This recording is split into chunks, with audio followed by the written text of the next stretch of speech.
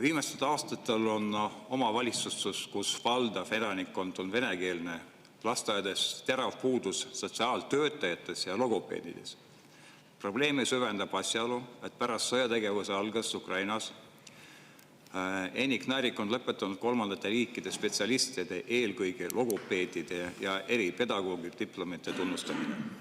Selle tulemusena loetakse nende spetsialistide diplomid kehtetuks, mis tegelikult võtab neilt õiguse oma erialal töötada.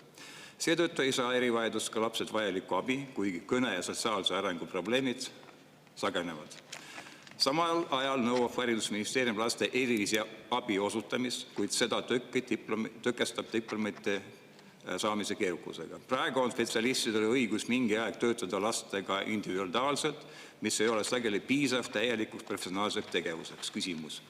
Millised meetmed plaanib haridusministeerium võtta, et lahendada spetsialistide puudus lasteaedades? Siin ma rõhutan, et juttu ei ole mingisugust üleminekust, sest üleminek käib sujuvalt nende lastest, kes vajavad teenust emakeeles. Aitäh.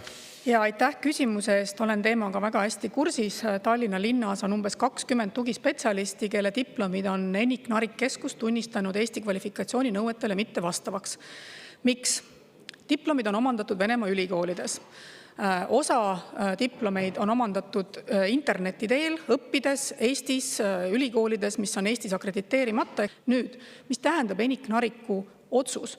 Enik Narik ei saa otsustada, et see inimene ei tööta logopeedina või see inimene ei tööta tugispetsialistina. Enik Narik saab kinnitada või mitte kinnitada diplomite vastavust Eestis kehtivatele kvalifikatsiooninõuetele. Otsus selle inimese palkamiseks konkreetsesse ametisse teeb koolipidaja ja lasteaiapidaja, kes saab hinnata, kas tema hinnangul see inimene siis tulenevalt sellest, millise info on andnud enik Narik, vastab sellel töökohal olevatele kvalifikatsiooninõuetele või mitte.